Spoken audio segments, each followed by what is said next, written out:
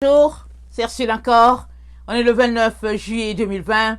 Alors je viens sonner la trompette une seconde fois aujourd'hui et je viens nous encourager, amen, à continuer de nous dépouiller des œuvres de la chair et de revêtir les œuvres de l'esprit, sachant qu'on est dans les temps où nous allons voir notre Rédempteur.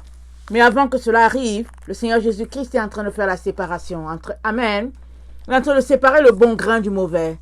Alors ne dis jamais que tu es assez, que tu as assez nettoyé ce qu'il y a à nettoyer. Ne dis jamais cela parce que on n'est jamais assez pur ou assez saint à nos yeux.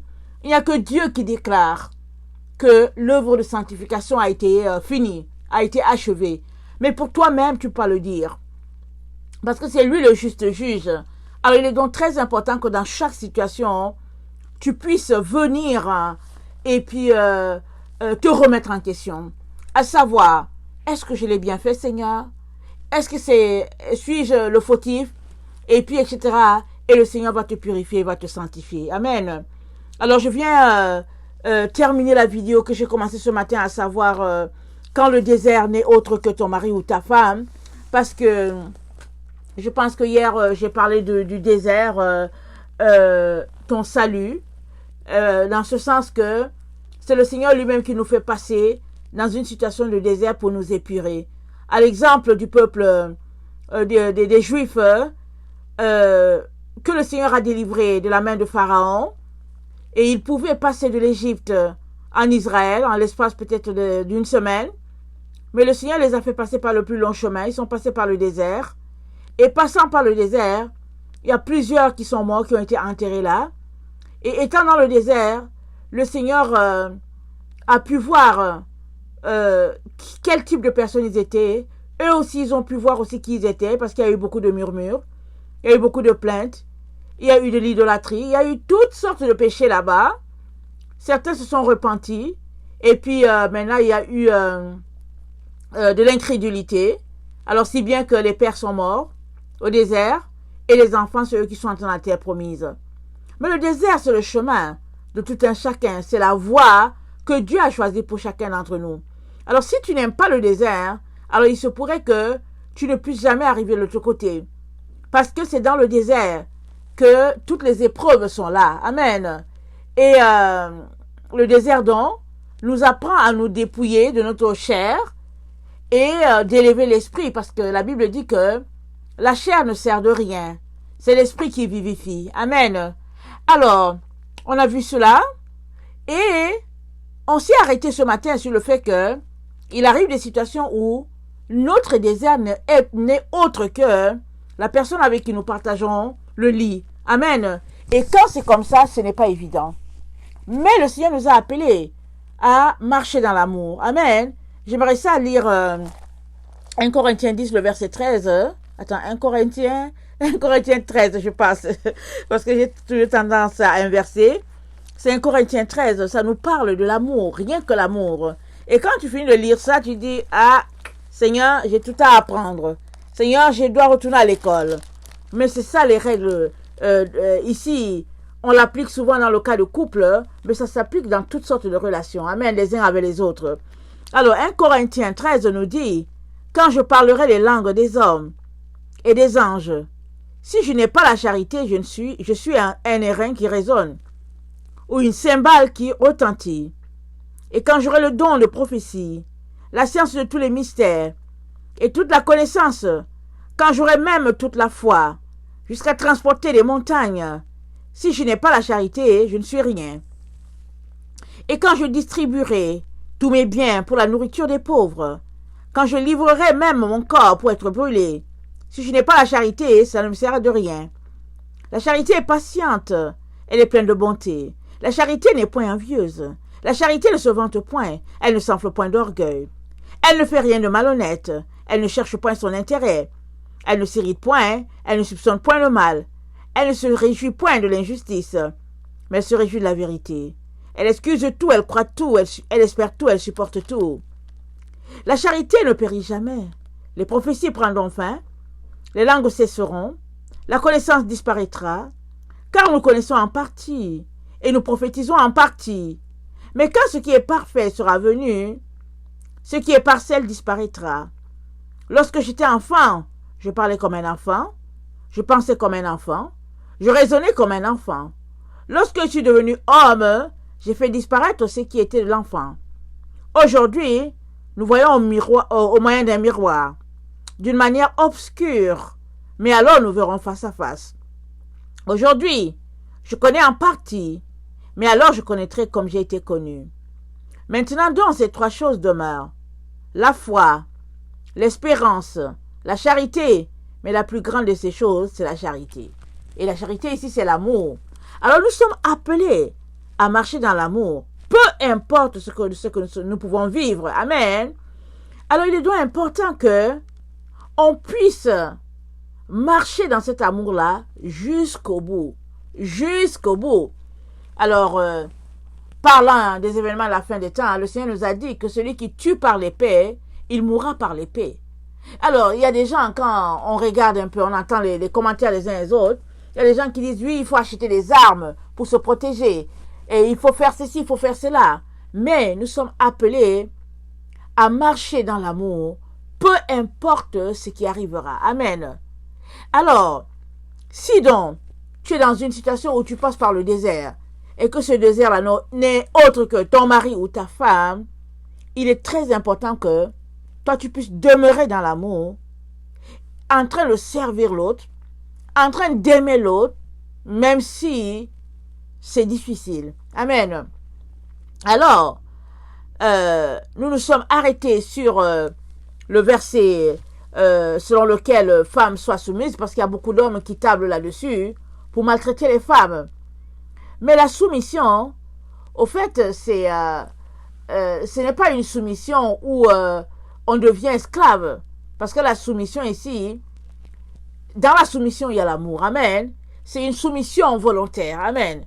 Alors, si l'homme aime sa femme, alors la femme, elle sera soumise automatiquement parce qu'il y a l'amour. Mais quand il n'y a pas l'amour, alors il y a beaucoup il y a beaucoup de difficultés à se soumettre, mais le Seigneur dit toujours de se soumettre. Amen.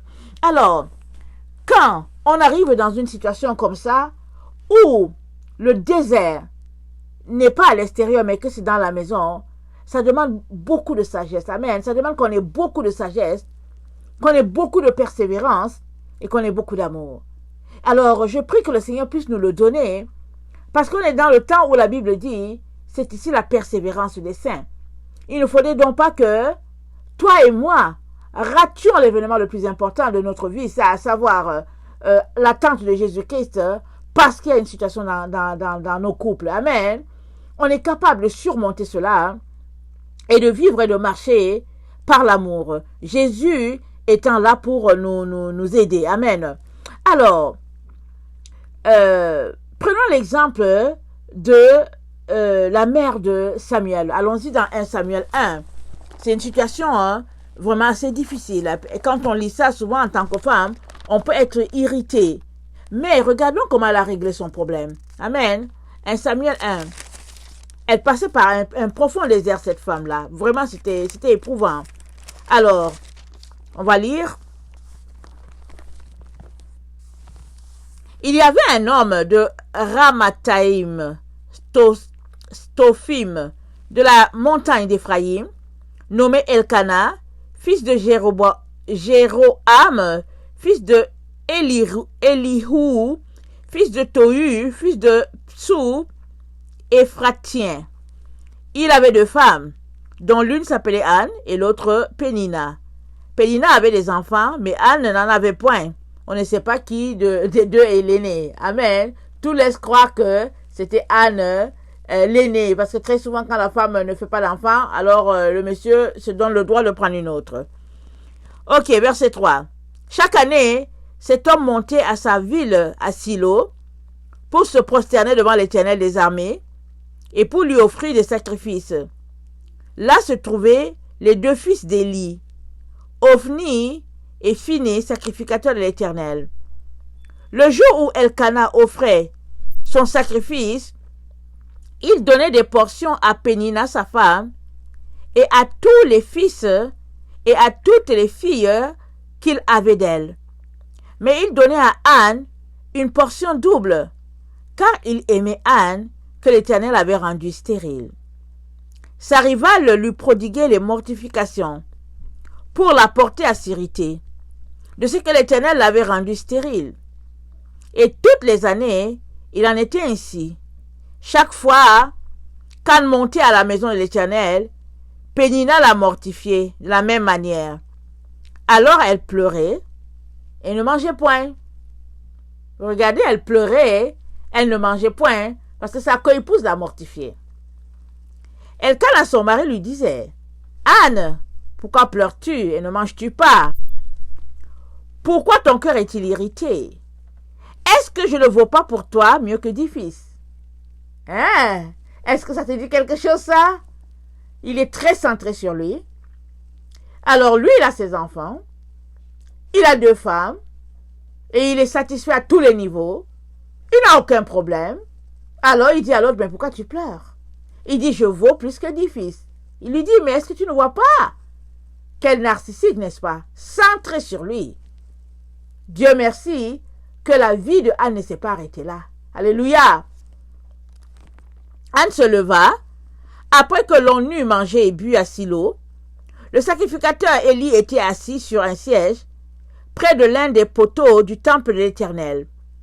Et l'amertume dans l'âme, elle priait l'Éternel et versa des larmes, versa des pleurs.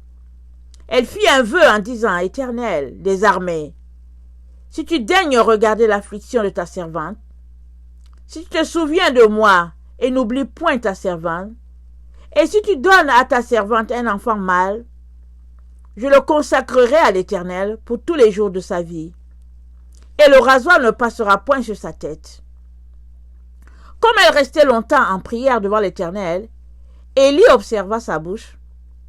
Anne parlait dans son cœur et ne faisait que remuer les lèvres. Mais on n'entendait point sa voix. Élie pensa qu'elle était ivre. Il lui dit, « Jusqu'à quand seras-tu dans l'ivresse? Fais passer ton vin. » Anne répondit, « Non, mon Seigneur, je suis une femme qui souffre en son cœur. Je n'ai bu ni vin, ni boisson enivrante, mais je répandais mon âme devant l'Éternel. Ne prends pas ta servante pour une femme pervertie, car c'est l'excès de ma douleur et de mon chagrin qui m'a fait parler jusqu'à présent. » Élie reprit la parole et dit, « Vas en paix, et que le Dieu d'Israël exauce la prière que tu as adressée. » Elle dit, « Que ta servante trouve grâce à tes yeux. » Et cette femme s'en alla. Elle mangea, et son visage ne fut plus le même. Ils se levèrent le bon matin, et après s'être prosternés devant l'Éternel, ils s'en retournèrent et revinrent dans leur maison à Rama. Verset 18. Elle mangea, et son visage ne fut plus le même. Amen. Anne a arrêté de pleurer à ce moment-là. Elle est partie. À un moment donné, il faut arrêter de se lamenter. Il faut arrêter de voir ta situation comme une situation sans espoir. Il faut savoir essuyer les larmes, secouer son habit, mettre ton habit de fête et dire, « Seigneur, c'en est assez. Tu es le Dieu qui me restaure, tu es le Dieu qui me bénit. » Et Dieu fera une œuvre dans ta vie. Parce que le désert, il n'est pas désert à toujours. Israël est resté dans le désert 40 ans. Alors pour certains, ça s'est arrêté là. Parce qu'ils ont été rebelles à Dieu. Mais pour d'autres, ils ont pu entrer dans la terre promise. Que tu sois de ceux-là qui entrera dans la terre promise malgré ton désert. Amen. Alors, Anne a pu dompter sa situation. Elle a essuyé ses larmes. Et puis, si on lit la suite, on va voir que, attendez, on va voir, Elkana connut Anne sa femme, et l'Éternel se souvint d'elle. Dans le cours de l'année, Anne devint enceinte et elle enfanta un fils qu'elle nomma Samuel, car, dit-elle, je l'ai demandé à l'Éternel. Amen. Donc, elle dit, je l'ai demandé à l'Éternel. Et c'est vrai que souvent, on ne demande pas un enfant. Amen. Surtout, les premiers enfants, on ne les demande pas. Parce que tu te maries, et puis là, finalement, tu te rends compte seulement que, il y a une surprise qui est là, il y a un cadeau qui est là. Tu n'as pas demandé. Souvent, quand on se met à demander, c'est parce qu'on est marié, ça fait longtemps, et on aimerait avoir un enfant, on ne sait pas pourquoi l'enfant n'arrive pas, et là, on se met à demander. Et quelqu'un comme Anne, elle a tellement été moquée, elle a connu la honte, le mépris de sa coépouse, si bien que, en tout cas, c'est un cadeau qu'elle va apprécier pleinement. C'est pourquoi elle l'a appelé Samuel. Elle dit, je l'ai demandé à l'Éternel. Mais ce cadeau est venu d'où? Il est venu après un long moment de désert dans sa vie. Un moment de détresse. Un moment de perturbation.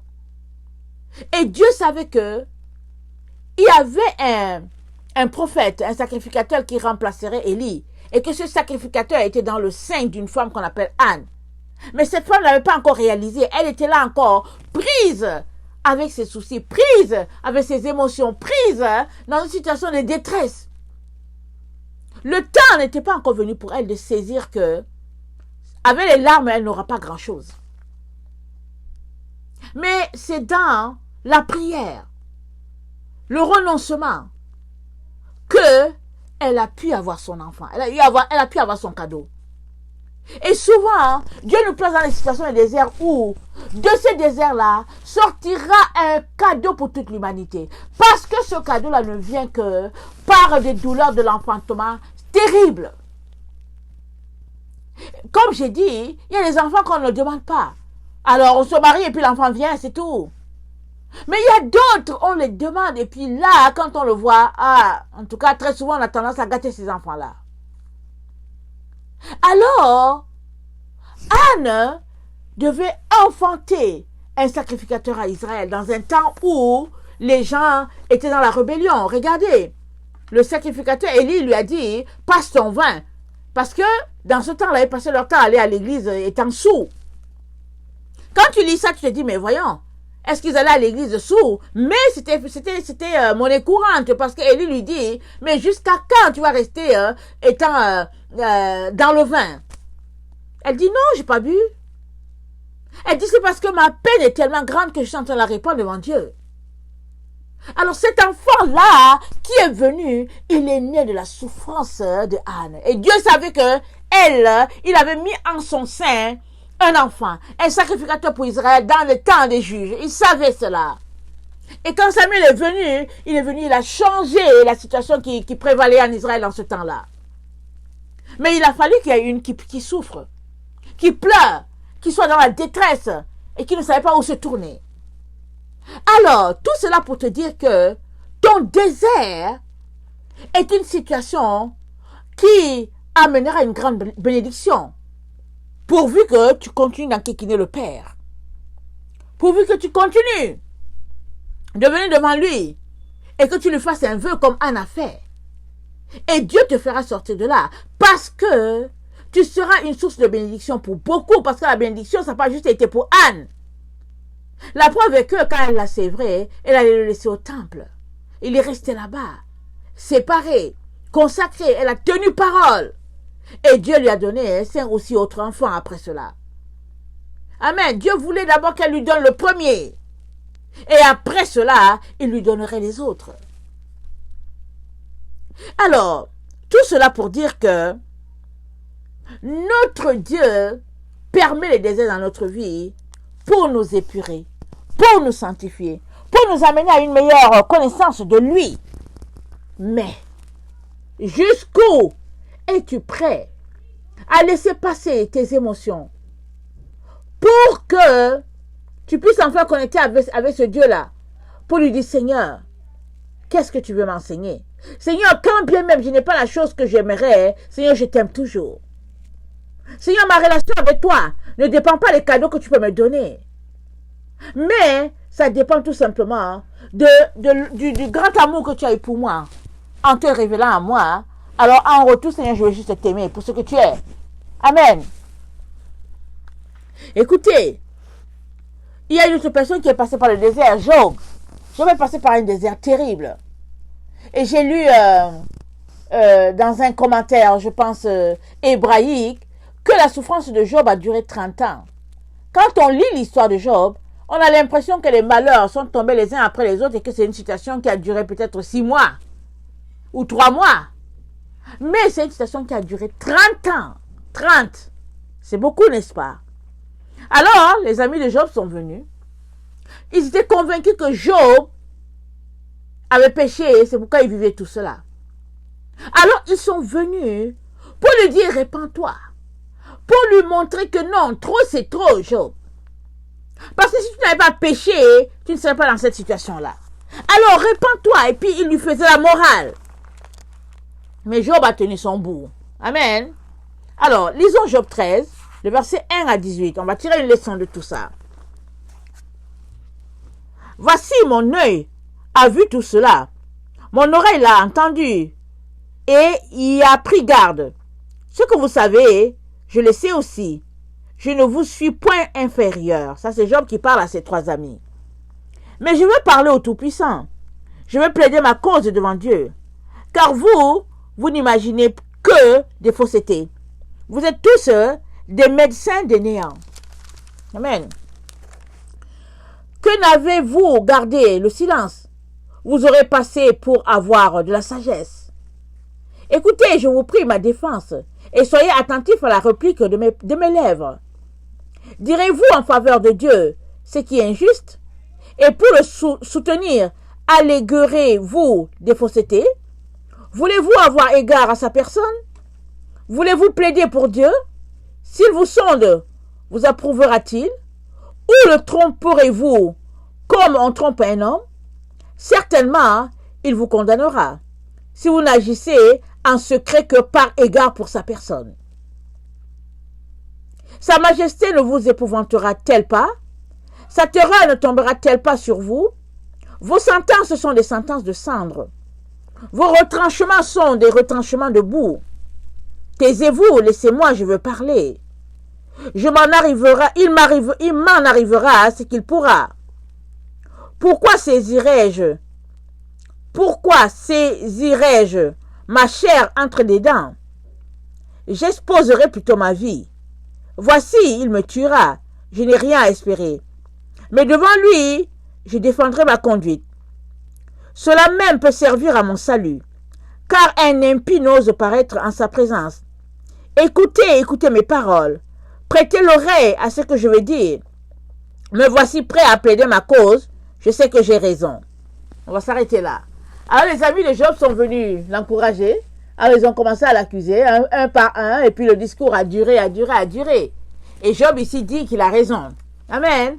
Mais vous savez que devant Dieu, on ne peut pas avoir raison. On ne peut jamais avoir raison. Amen. C'est là qu'il montre que Job est humain. Amen. Et puis n'oublions pas aussi, Job, il a vécu du temps où Jésus n'était pas encore là. Et apparemment, il est même plus ancien que Abraham. Amen. Alors Job dit, moi j'ai raison. Alors, partant déjà, devant Dieu, on n'a jamais raison. Amen. Alors Job a essayé de parler à ses amis pour leur dire, mais pourquoi est-ce que vous n'êtes pas restés silencieux? Que de venir ouvrir votre bouche et dire juste des faussetés et puis de parler comme des fous. Parce qu'il a dit, si vous avez fermé la bouche, vous serez passés pour des personnes sages. Mais là, je vous classe parmi les insensés. C'est ça que Job leur a dit. Amen. Et le discours continue. Mais dans cette situation où il était dans le désert.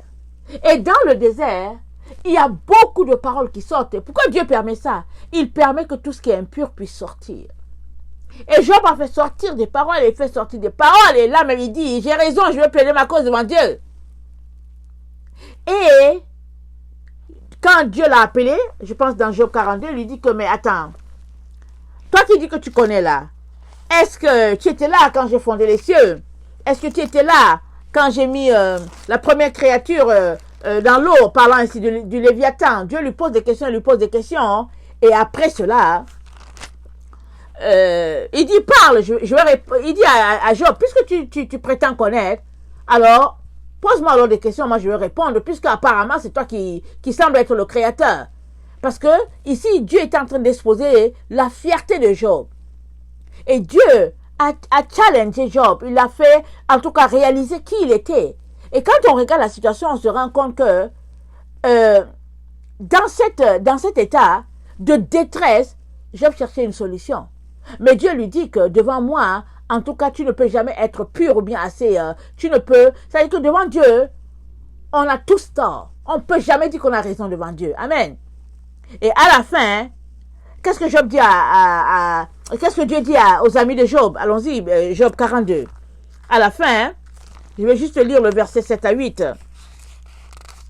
Après avoir condamné Job et tout ce qu'ils ont fait, et après que Dieu ait questionné Job, voilà ce que Dieu dit, le verset 7 à 8.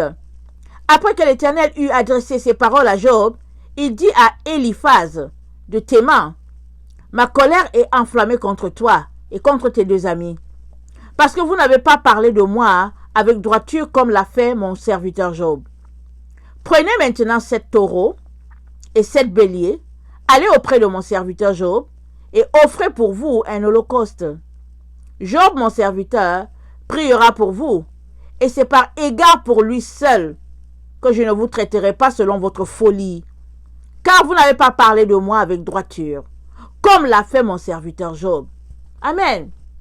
À la fin de tout ce que Job a vécu, alors les 3 amis ont été traités d'insensés, Job a été justifié par le Seigneur, il l'a traité de sage, et à la fin, Job qui est passé dans cette situation difficile-là, est le même encore qui a prié pour ses détracteurs, si on peut le dire ainsi, et à la fin, Dieu lui a encore donné des enfants. Amen. Tout ce qu'il a perdu, c'est dit que Dieu le lui a donné au double. Attendez, il faut que je dise... Attendez. Ok, le verset 12, Job 42, le verset 12, c'est dit, pendant ces dernières années, Job reçut de l'Éternel plus de bénédictions qu'il n'en avait reçu dans les premières. Il posséda 14 000 brebis, 6 000 chameaux, 1000 paires de bœufs et 1000 ânesses. Il eut 7 fils et 3 filles. Il donna à la première le nom de Jemima, à la seconde celui de Ketsia et à la troisième celui de Keren Hapuk. Et il n'y avait pas dans tout le pays d'aussi belles femmes que les filles de Job. Leur père leur accorda une part d'héritage parmi leurs frères. Amen. Job vécut après cela 141 et il vit ses fils et les fils de ses fils jusqu'à la 4e génération. Et Job mourut âgé et rassasié de jours. Amen. Alors, ça nous dit, il y a un détail ici. Et Job a donné à ses filles, il leur accorda une part d'héritage auprès de leurs frères. Avant, l'héritage c'était juste les garçons. Mais Job a grandi en sagesse. Et dans les 10 enfants que l'Éternel lui a donnés, il a donné aussi une part aux filles. Parce qu'avant, il y a les peuples primitifs. Souvent, ils ne donnaient pas d'héritage à leurs filles. Ils se disaient que s'ils donnent l'héritage, elle va donner ça à quelqu'un d'autre puisqu'elle s'en va en mariage ailleurs. Mais ici, Job est devenu plus sage. Il a acquis la sagesse. Il a transcendé sa génération. Et le Seigneur a permis que, pour qu'il en arrive là, le Seigneur a permis un temps de désert dans sa vie. Et à la fin, il a dit, attendez, il a dit, excusez, le verset 42, Job a dit, Job répondit à l'Éternel et dit, je reconnais que tu peux tout et que rien ne s'oppose à tes pensées. Quel est celui qui a la folie d'obscurcir mes desseins? Oui, j'ai parlé sans le comprendre. De merveilles qui me dépassent et que je ne conçois pas. Écoute-moi et je parlerai. Je t'interrogerai et tu m'instruiras. Mon oreille avait entendu parler de toi, mais maintenant mon œil t'a vu. C'est pourquoi je me condamne et je me répands sur la poussière et sur la cendre. Amen. C'est là que Job est arrivé, après ce temps de désert-là. Amen. Et donc Dieu, par ces deux exemples, l'exemple de Anne, la mère de Samuel, et l'exemple de Job, on voit que Dieu permet les déserts dans les familles pour que sa gloire puisse éclater. Job a vécu son désert avec sa femme. Anne a vécu son désert dans son couple avec Elkanah. Et puis à côté sa co-épouse. Alors tout cela pour dire que ton couple peut être ton désert à toi. Ça peut être le lieu que Dieu a choisi pour t'épurer. Mais ne refuse pas. Quand tu ne comprends rien, va devant lui. Ne fuis pas. Avant de te mettre à fuir, assure-toi que c'est Dieu qui te dit sors de là. Sinon, reste à son écoute. Parce que sûrement, il sait pourquoi il te fait passer par là. À la fin, la bénédiction ne sera pas juste pour toi. Ça sera pour tout le monde, pour tout cela que Dieu enverra sur ton chemin. Amen. Alors,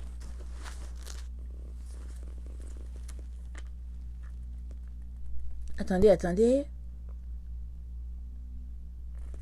Le désert, c'est le chemin pour une plus grande connaissance de notre Dieu, pour une plus grande connexion avec la conscience de Christ. Amen. Alors, il est donc très important que nous ne puissions pas épouser les pensées selon lesquelles la souffrance, c'est la malédiction. Non. La Bible est remplie de personnes qui sont passées par des épreuves. On est dans les temps où on ne supporte pas les épreuves, où on aime la facilité. Mais, sachez que il y a un désert qui a été prévu pour notre génération. Et Jésus-Christ a dit, il a dit, parce que tu as gardé la parole de la persévérance, je vais aussi te garder. À l'heure de la tentation qui va venir sur les habitants, à l'heure de la tentation qui va venir sur l'habitant, attendez, à l'heure de la tribulation qui va venir sur les habitants de la terre. Amen. Il dit, je vais te garder. Ce sera des moments difficiles. Mais Dieu le permet parce qu'il nous aime. Puisqu'on n'arrive pas à laisser aller le péché. Puisqu'on n'arrive pas à s'épurer. On ne veut pas. Il nous dit, faites-le, on ne veut pas. Alors la première récolte, elle sera minime. Il y a un premier groupe qui sera mis à l'abri. Et le reste qui sera donné, qui sera laissé vraiment à la grande tribulation, ils vont passer par des moments terribles. Mais Dieu permet cela. Pourquoi? Parce qu'il les aime. Il les veut avec lui. Alors il sait que s'il les laisse avec les idées de Laodicée, ils ne vont jamais arriver. Alors, il va permettre cette situation-là. Mais tous ceux-là qui vont crier à lui, il va venir à eux. Il va les aider. Il va leur donner la force de pouvoir, au fait, tenir devant les ruses de l'ennemi. Amen. Alors je viens t'encourager et te dire que on est dans les temps de la fin. N'écoute personne qui te dit que c'est lointain. Il y a malheureusement un groupe de chrétiens, quand ils entendent les gens parler de la fin, ils rient. Ils rient parce que dans leurs écoles, on leur a dit que la fin, c'est pas maintenant. Parce que tout le monde n'est pas converti. C'est ça qu'on leur a dit. Et ils se moquent des autres qui attendent le retour du Seigneur. N'embarque pas dedans. Toi, prépare-toi. Et prie pour ce groupe-là. Prie pour des gens comme ça.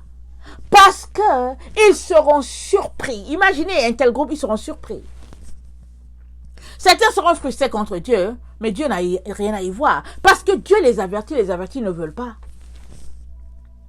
Il est donc très important qu'on puisse travailler d'arrache-pied. Maintenant encore que nous sommes proches de ces moments-là. Il ne faut pas qu'on relâche, qu'on se dépouille, qu'on s'épure et que on ne puisse jamais passer du côté du mal. Quand tu es dans une situation et que tu vois que ici c'est le mal, ici c'est le bien, par crainte des hommes, ne passe pas du côté du mal. Parce que tu vas te retrouver de l'autre côté. Il est donc très important qu'on puisse réaliser que on a besoin de s'examiner, de s'arrêter, de questionner, de nous poser des questions sur l'état de notre cœur. Et si le Saint-Esprit nous montre quelque chose, ne laissons pas la situation traîner en se disant que bon, c'est pas grave. Venons nous humilier comme Job l'a fait. Il a demandé pardon, il dit je me repens. Je me répands. Sur le sac et sur la cendre, je me répands. Que le Seigneur bénisse sa parole. Ne croupis pas devant ton désert, mais rends grâce à Dieu. Élève des louanges et demande-lui de t'aider. Apporte ta croix jusqu'au bout, parce que de ce désert sortira un fruit que Dieu utilisera pour bénir tous les autres. Amen. Ceux-là qui t'auront moqué, ceux-là qui se seront moqués de toi, ceux-là qui seront méprisés, Dieu utilisera cette situation-là. Parce qu'il va t'élever à l'endroit où tu as été humilié. Il va t'élever là. Job a été élevé là. Anne a été élevée là devant Pénina et devant Elkana. Elle a été élevée là. Devant les enfants de Pénina, Dieu l'a élevée. Amen. Il est donc très important qu'on saisisse cela et que malgré les épreuves de notre vie, on continue de creuser pour avoir l'eau pure. Et ce Dieu qui est si bon, qui est si merveilleux, a un temps qu'il a fixé pour nous et il se lèvera et il nous arrosera. Amen. Que le Seigneur bénisse sa parole. Je vous aime beaucoup et Dieu davantage. Maranatha. Amen. Amen.